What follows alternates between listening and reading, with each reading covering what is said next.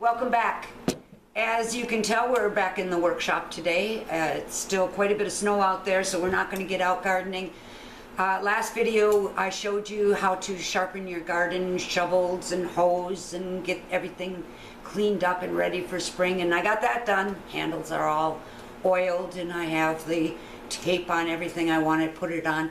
So this week we're going to work on our more intricate pruning tools, my Toolcare2s and my Japanese digging knife. These are two tools that it is a must that you have a nice clean sharp edge on it.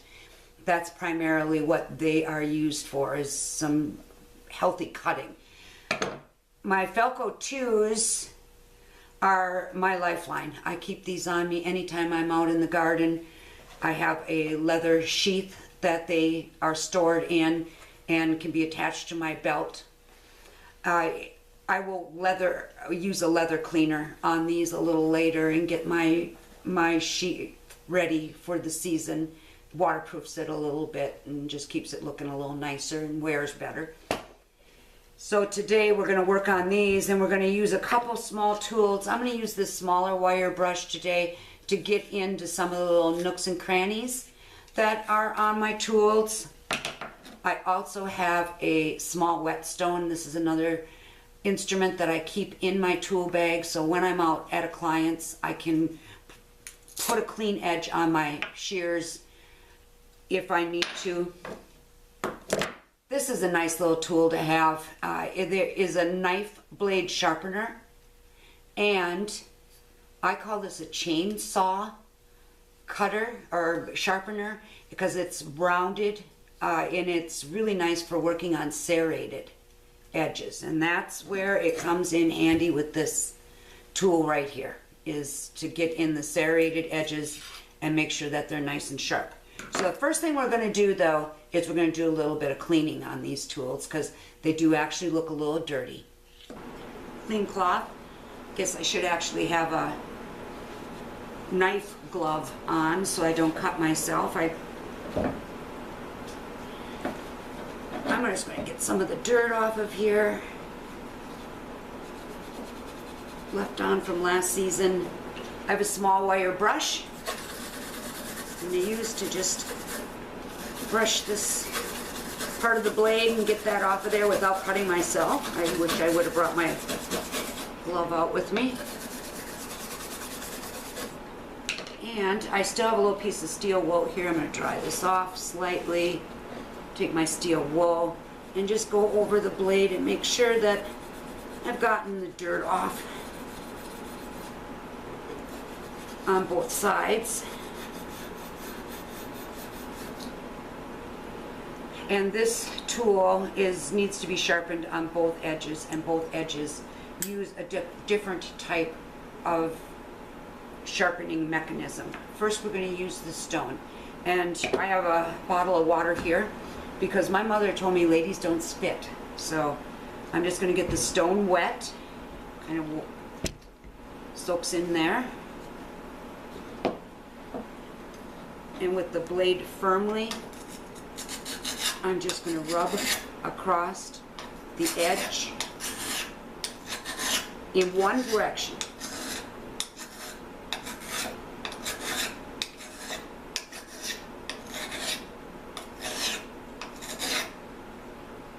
And I can notice a difference already just by looking at it. Don't forget the tip.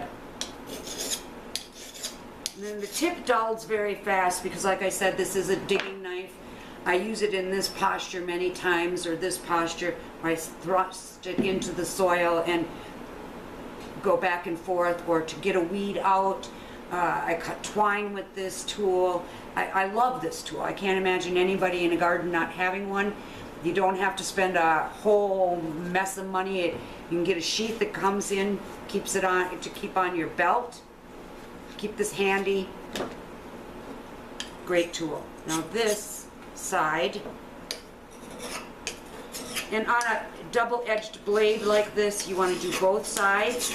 You're going to go in one direction, put a nice edge on there, You can put it in the vise if you feel more comfortable doing that way.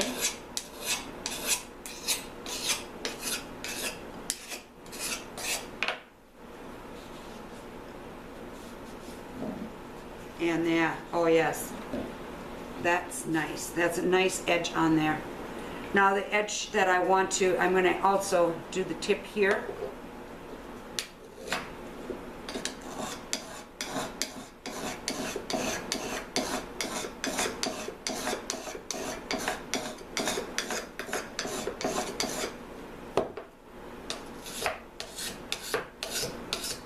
This tool has at one time been sharpened on a grinder,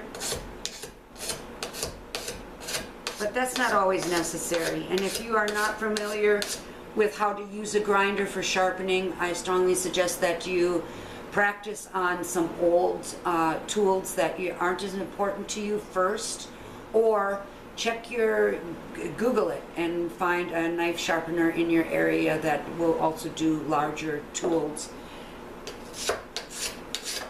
Your hedging shears are sometimes tricky to get a good edge on, so if you're not confident about doing it yourself, check the internet, see who in your community does knife sharpening, and take it to a professional and have it done properly in the... So I now have a nice edge on both sides here. I'm gonna be careful because I don't want to cut myself. This is where this tool comes in. I just want to show you this awesome little tool. It does have a blade sharpener on it. You've probably seen them in your kitchen knives. There's one for ceramics and one for metals. And this is the part that I use the most on this apparatus. And it's just to get into the serrated parts of the knife. On the handle, I have my file, and I'm going to run it in one direction. And I am putting some pressure on there in order to have the file work its best. Just in each one.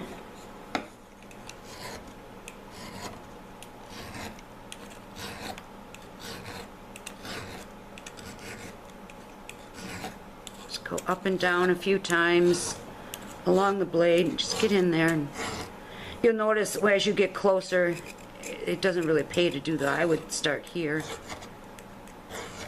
And as time goes on and you sharpen this tool over the years that you've had it, because you've taken such good care of it, you're going to notice that some of the serrations are going to disappear as you sharpen it on the tips anyway. So if you get to the point where you've sharpened it and there's no more serrations, I think it's you're due for a new knife.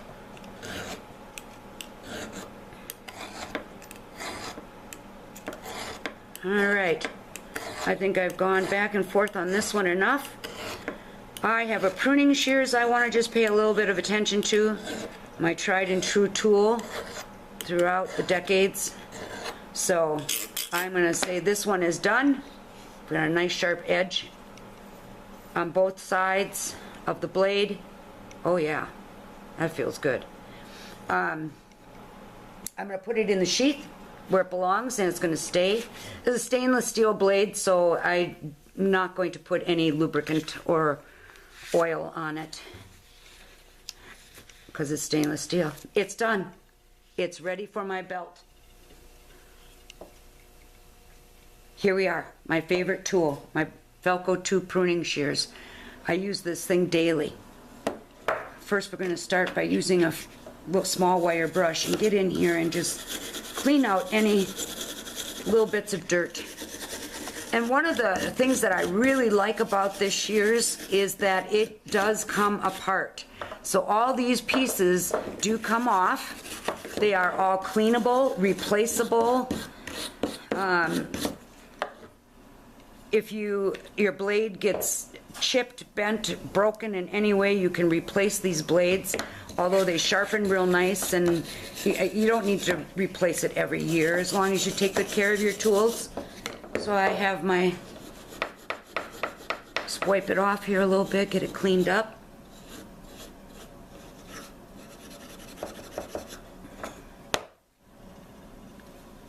Again, this is a good place where to wear your, you see there's some sap stuck in here. I'll close the blade. I'll be less apt to cut myself, right? The blade is protected. These are very sharp, and you use extreme care when you're working with them not to hurt yourself, cut yourself. Not going to break the blade, but you could cut a big chunk of your finger. So there they are. They are ready to sharpen. I'm going to use my whetstone. It's still wet from my previous sharpening, and I'm just going to rub it on the blade to put an edge. And on this is a quick sharpening on the Felco 2s. If I were to put a seasoned edge on them, I would take them apart, take the blade out, and work on them that way. But this is just a quick show you. You can already see that it's taken away some of the metal. Take off any burrs, put a little bevel on it, clean it up. And when I tell people that I sharpen my tools weekly, this is what I mean. It's just a quick, I just quickly go over them, just make sure that there aren't any cuts or bends or dings in them. I can feel now that by doing that I had just a little bit of a burr right there. This is already extremely sharp. Now before I put them away, I'm going to grab my WD-40. I'm going to spray in where the hinge is on both sides. Spray a little on the blade.